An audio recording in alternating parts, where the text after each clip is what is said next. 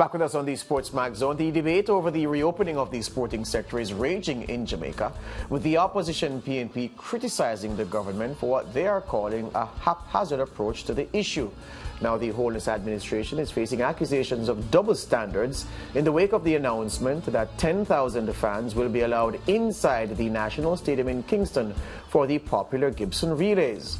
Football fans are especially upset after spectators were barred from the Reggae Boys' 2 recent home games in the CONCACAF World Cup qualifying group. Now, the opposition PNP added their voice to the criticism, with its Shadow Minister of Sport, Senator Gabriela Morris, chiding the government for what she says is its inequitable approach. This is what she said in a statement issued on Thursday. We raised concerns in January prior to the qualifying matches and have been calling for equitable treatment across the industry.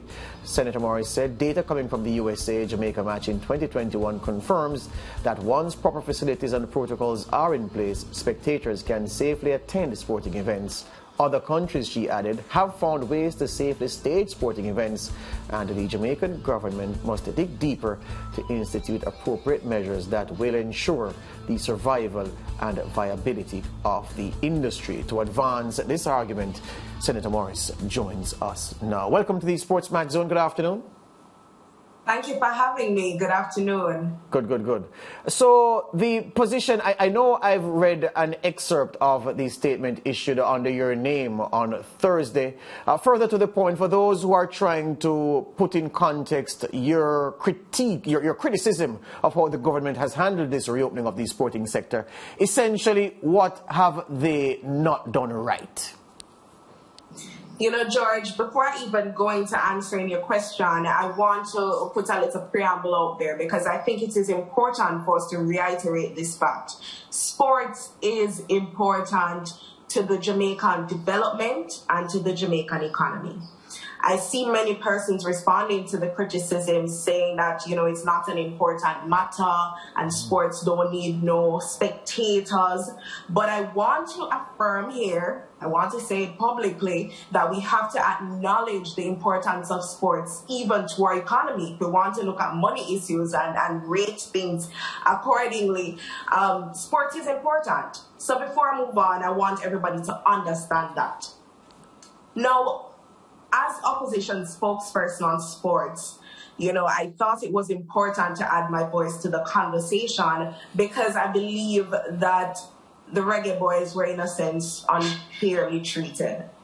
And I say this because the protocols or the policy put forward by the ministries, they don't seem to match any logic that I can come up with.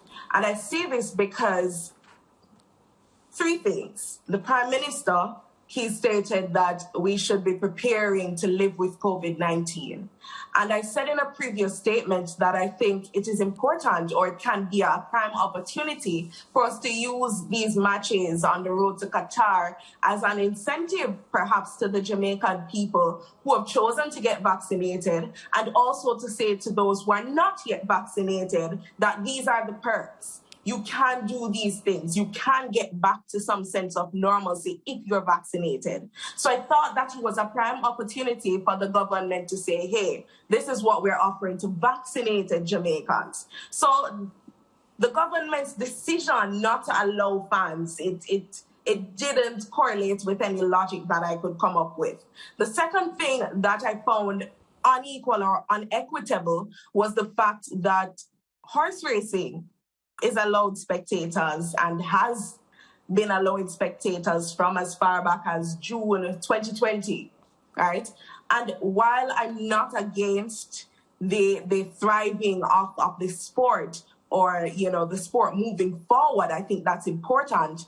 It also raises questions, you know, why was one sport able to have bans and football not able to have bans, or other sports not able to have bans or even events? So it's just these instances of unfair treatment, of a policy that seems to, you know, flounder all over the place, that is causing this ruckus, that is causing Jamaicans to be very concerned, that is causing me to, you know, question the government's decision and even further call for us to establish some some sort of levelness in the sporting industry, so that persons can look on and see, these decisions actually make sense. A lot to unpack there. Look, the call you've made, many people would say, and I myself would say, the call is reasonable. But let's interrogate a few things here, Senator. Firstly, you would recall, of course, and you've made reference to that in your narrative, of the fans admitted to the National Stadium for the USA-Jamaica game. From what I know of the situation, the authorities were upset that the stewarding could have and should have been much better, because the enforcement of the protocols in some respects was loose. And they saw that and said, you know what, perhaps it is that we ought not to go that route again until we are in the clear. Another very important thing where the Reggae Boys are concerned and the admission of fans to the stadium is the empirical, the data. And of course, you mentioned in your narrative about the importance of being guided by the data. I'm going to give you some and ask for your perspective, because when you look at the 8 teams in that CONCACAF hexagonal round, Senator, Jamaica is far and away, has far and away the lowest vaccination rate of all 8 countries. I took the liberty of printing it because I suspected that we'd be talking about this.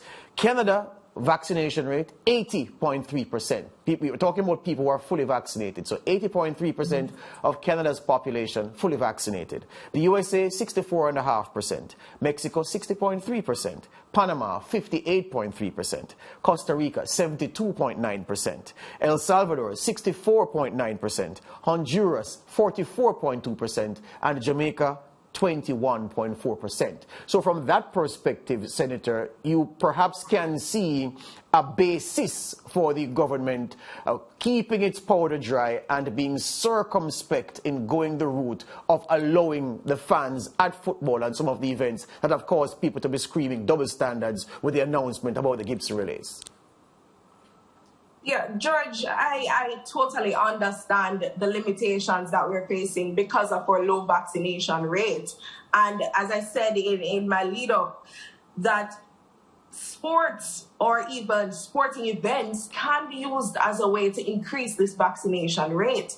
And so I thought that, on the basis of us coming together on the premises of sports, that we could use it to move forward, not just with sports, but with our vaccination efforts, which I must say they're lacking. Yes. So that's one. I thought that sports could be used as an opportunity to further raise our vaccination rates. The second thing that I want to say is that while persons might question and say that it would be irresponsible, let me use the words of the minister, it would be irresponsible to have spectators present.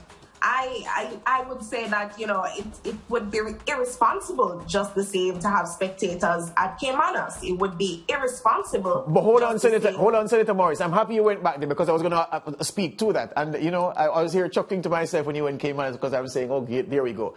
Nothing is more dear to the hearts of, well, I'd like to say all the hosts of the SportsMax Zone, but Mariah she's still being dragged from the dark side into the light where horse racing is concerned. She's willing, she'll get there. But Lance and myself love nothing more than horse racing. And I can tell you, Senator Morris, it was always set up that the government would be beaten with the stick of Caymanas Park. Because, as you rightly said, from very early in this pandemic cycle, which has no sign of ending, horse racing was up and running. But I'm submitting to you, Senator Morris, that horse racing is unique among all sports in Jamaica and perhaps and in many countries because of this. Unlike cricket, unlike football, unlike track and field, unlike most other sports, Senator, horse racing is the only one which generates revenue for the public purse. And so it would be incumbent upon any government to keep one of the main drivers of economic activity and revenue generation going even amid the toughest times and trying to make that work. Because for most sports, separate and apart from the ladies the people who do vending and who do catering for the event, horse racing generates serious revenue. revenue, and you know your numbers very well. You know the kind of drawdown that the government gets from the betting levy and the economic activity spurred by gambling. You have to say it for what it is. So it's unique. So it's unique, Senator, the point I'm making.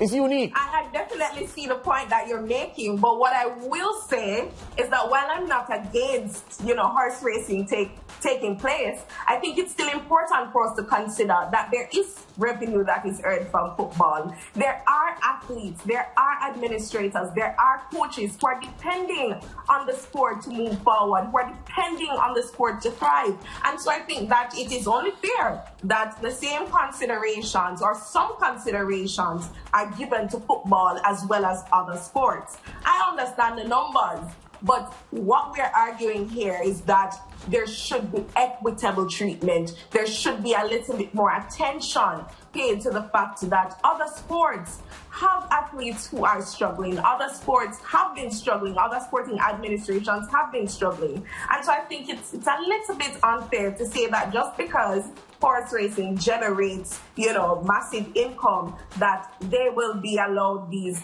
considerations while everybody else will be left in the dust. Senator Morris, that's the position I'm taking on that. Senator Morris, your call is not an unpopular one. I pity those who say that sport isn't important. They need to really examine themselves. But yeah, the call you make is an important one, and the move with the Gibson relays is a welcome move, and we hope it is the start of the government finding ways to bring more spectators to more events and allow normalcy to begin to return. Thank you for your time today. That's all the time we have. Yeah. I just want to make one final call because I think it is so important as we seek to move forward with the industry. It's a call that I've been making since I've been sworn in, and it is the call for the reconvening of the National Sports Council. I think it is an important move in moving forward and getting consultations from persons within the industry so that better decisions, more equitable decisions can be made in the interest of sports and those who take part in it. So I'm making that call here again for the reconvening of the National Sports Council. I hope that the minister will heed that call and we'll see that coming to fruition very shortly. Excellent. Thank you for your submission today. Senator, all the best. Thank you. Thank you for having me. Take care. Good. That's Opposition Senator in Jamaica, Gabriela Morris. She's 24 years old, and she's a part of the legislature in Jamaica. Back with more after the break.